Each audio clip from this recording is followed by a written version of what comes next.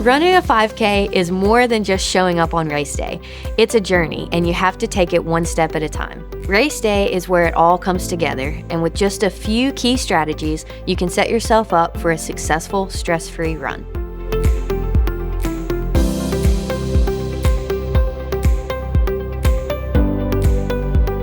Warming up is the key to getting your body in the zone, managing nerves, and keeping injuries at bay. A good warm-up gets your heart pumping, your blood flowing to the muscles, and your joints ready to move. It doesn't need to be complicated, just very intentional. I like to start with an easy jog for about 5 to 10 minutes, and then I'll get into some dynamic stretching. This just means doing stretches that involve movement. These types of stretches are way more effective than static stretches before a race. Here are a few to try. High kicks, scoops, high knees, and butt kicks. Then I may finish with a few strides to make sure my legs are ready for a faster turnover. A stride is a way to kind of work on your pace and work on your form before a race.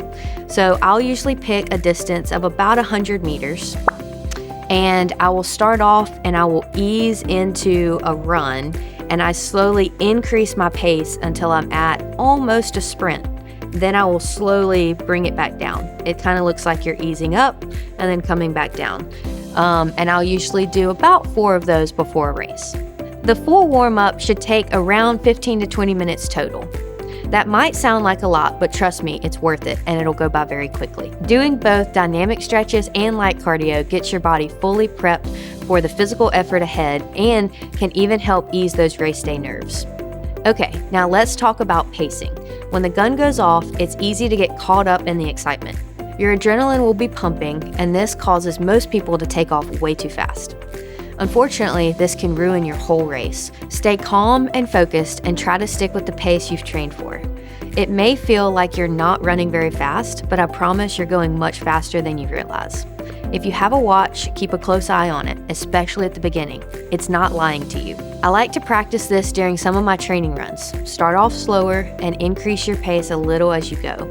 Practice finishing faster than you started. You want to avoid burning out before the end of the race. Stay very consistent and focused. And don't forget hydration. This doesn't mean chugging water right before you start. That will only make you have to pee in the middle of the race. Instead, make sure you're drinking water consistently in the days leading up to the race. During the run, use the water stations as needed. Just be careful not to overdo it, especially if you're not used to drinking during a run. On a hot day, sometimes it is nice just to splash the water on your neck and your face to help keep you cool. Right after the race, keep moving. Try not to just flop on the ground, even though I know it's tempting. Walk around for a few minutes to help your heart rate come down gradually and keep your blood flowing. Get some water or a drink with some electrolytes in it. And then take a few minutes to gently stretch out your legs. This is when you want to do more of your static stretching. Focus on the hamstrings, the calves, quads, and the glutes. Remember, recovery is just as important as training to prevent injuries and decrease soreness. Over the next few days, give your body time to recover. Take a few rest days, refuel with good nutrition, stay hydrated, and get really good sleep. Maybe do some light cross training to keep your body moving without pushing it too hard.